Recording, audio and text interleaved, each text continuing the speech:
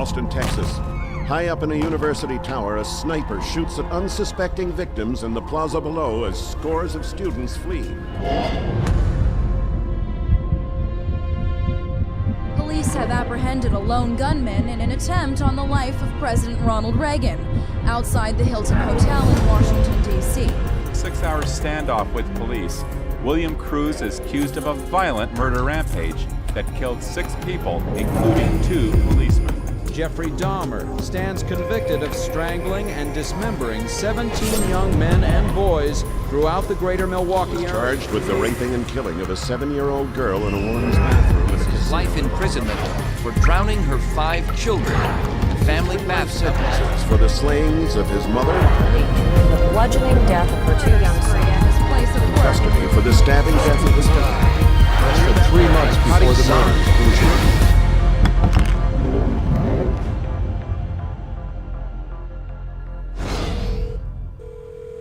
Police department?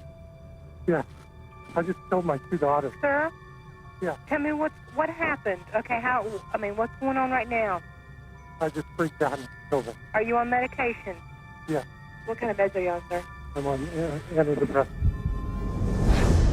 I have to say, whenever I read in the newspaper of some violent act, one of the first questions I ask is, was the person on medications? Virginia Tech or the school shootings or the, my first thought is always, I wonder what drug he was taking. There are side effects to the use of drugs and also very damaging and dangerous long-term effects, which psychiatrists often don't consider as being important. They induce violence, they induce self-violence, they induce distortions of reality leading to hallucinations, they induce a whole variety of psychiatric problems, which are then typically treated with more psychiatric drugs. We're not talking about a rash, we're not talking about dry mouth, we're not talking about nausea.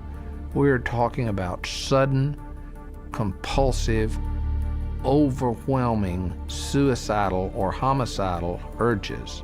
We're talking about violent deaths. We're talking about crippling injuries. Psychiatric drugs are rampant in society today. It's become really an epidemic.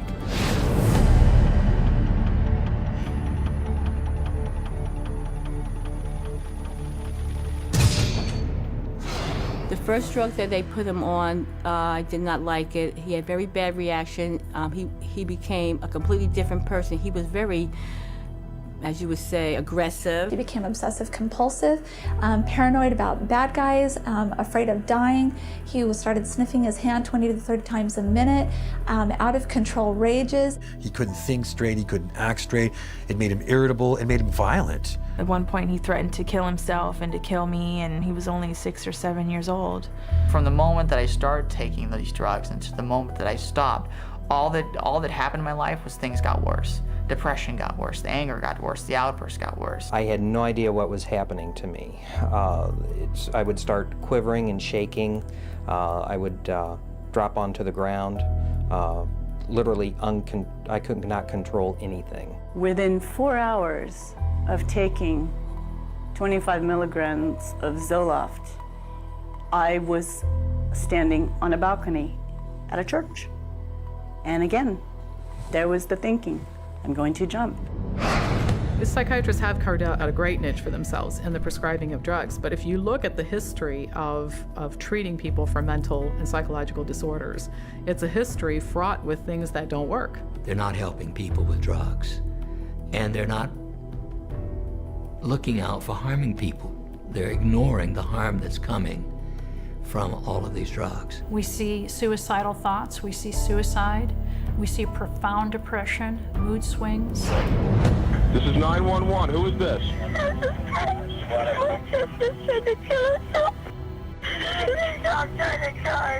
Where is your sister? What is she trying to do? Take pills? What? No, my dad told me now. Hold on, tell me!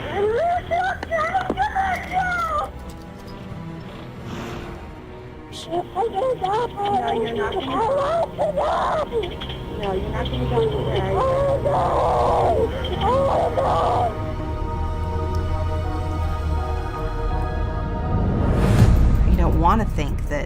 that a drug could affect someone's behavior in that way, but it does. It happens all the time. Suicide is just one in a long list of possible side effects of the medications that the doctors will seldom link to the medication, but instead blame it on the patient. What's the cause of death going to be written? Not going to be written that the drug had anything to do with the death. It's going to be recorded as a suicide. There's not a single psychiatric drug out there that's going to fix a problem. At best, it's going to cover up symptoms. At worst, it might kill you.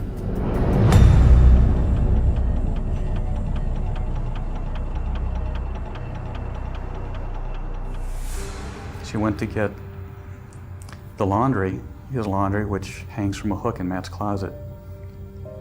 And instead of finding the laundry, she found her son. By the time he died, he was really mutilating himself. He carved hate into his thigh. He had gone into his closet that night, tied a rope around his closet rod, put it around his neck, shut the light off, knelt down. I ran back to him and I touched his back and I says, "No, honey, he's cold, he's gone." I'm as certain as I can be that Celexa killed my daughter. I will always blame my son's death on psychiatric drugs.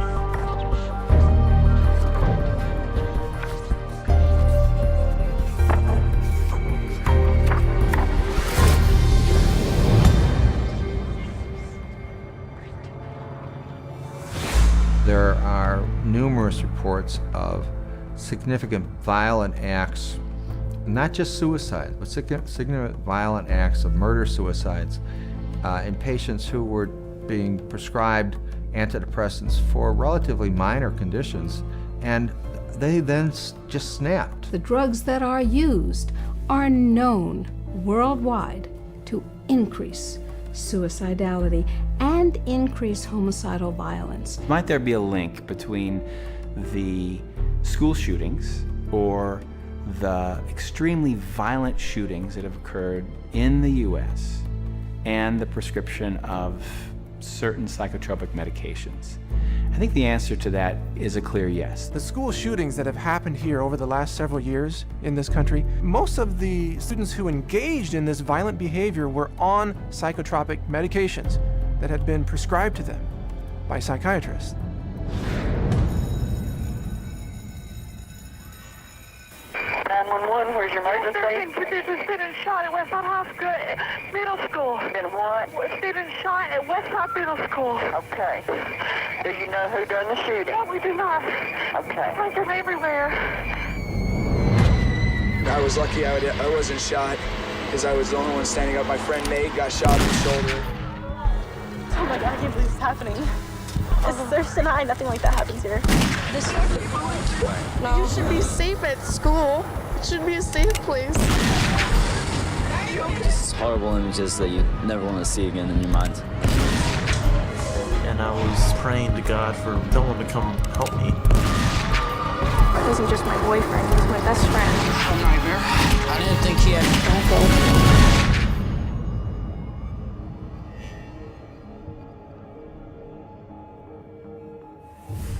Whenever a school shooter is taking a drug, it is, you know, the press don't get the information. If they ask about it, they're told this is private information. So the public is kept in the dark about the drugging of these kids that leads to this violence. You have to ask yourself, how much help can these drugs be to somebody if they start experiencing these side effects of extreme anxiety, a desire to kill themselves, desire to kill others? What kind of help is that for the person? Did you see these kinds of incidences in the 1960s or pre-1960? Was anybody shooting up their classrooms? There were guns. We didn't have as many gun control laws then as we do now. No, we didn't. So what's different? The psychotropic drugs, that's what's different.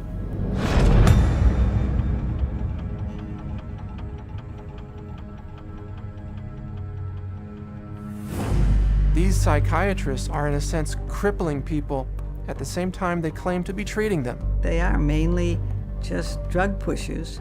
You go on this drug, if it doesn't help you can try this one, and if that doesn't work, you can try this one. This is one incredible money-generating machine when this is your approach to treating people. It's about making money. It's not about getting people better or helping people in a service industry or helping people feel well. More than anything else, even more horrific than all the lives lost as a result of this callous profit-seeking, is the notion that our country is being destroyed. What we see in the homicides and the suicides is only the tip of the iceberg compared to exactly what's happening to people out there.